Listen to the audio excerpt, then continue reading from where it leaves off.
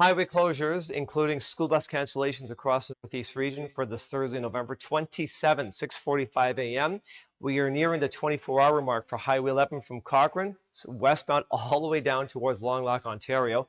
Half of that is from Kapuskasing to Long Loch as of 1 o'clock yesterday. That's nearing 18 hours now. Highway 631 from White River to Calsock, that's closed.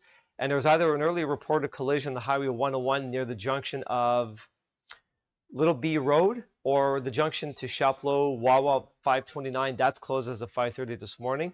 I had a highway closure, but that window disappeared on my app, but I'm sure that everyone else is going to be looking at that this morning.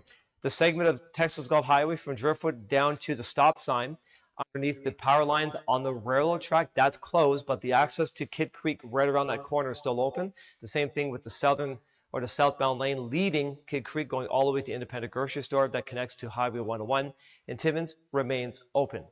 As far as the position of our storm system, this happened last night and it's staying pretty much neutral.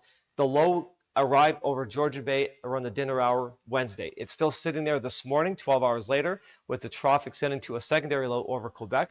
But look how widespread the counterclockwise winds are. Northwesterly winds behind the low as the barometer is rising, temperatures are falling, and the winds are picking up. Northerly winds over Moosonee.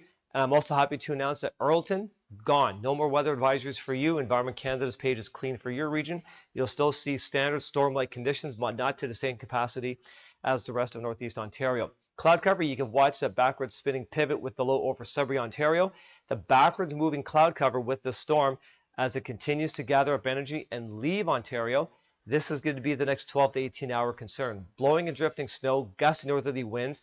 Environment Canada is saying maybe an additional 10 plus centimeters of snow before this thing wraps up sometime tomorrow near the Quebec border. Widespread band of snow from Cochrane to Iroquois Falls westbound on Highway 11. This is where the poor visibility will be.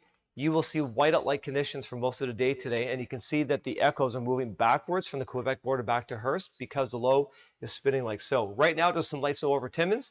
You had good visibility last night. We did go up to 15 miles. As of 6 a.m., we dropped down to 2.5 miles. Kapuskasing, at 5 a.m., you picked up a 15-minute window of moderate snow with poor visibility. That's going to be on and off throughout the day today. As always, check your local listings for your local forecasts.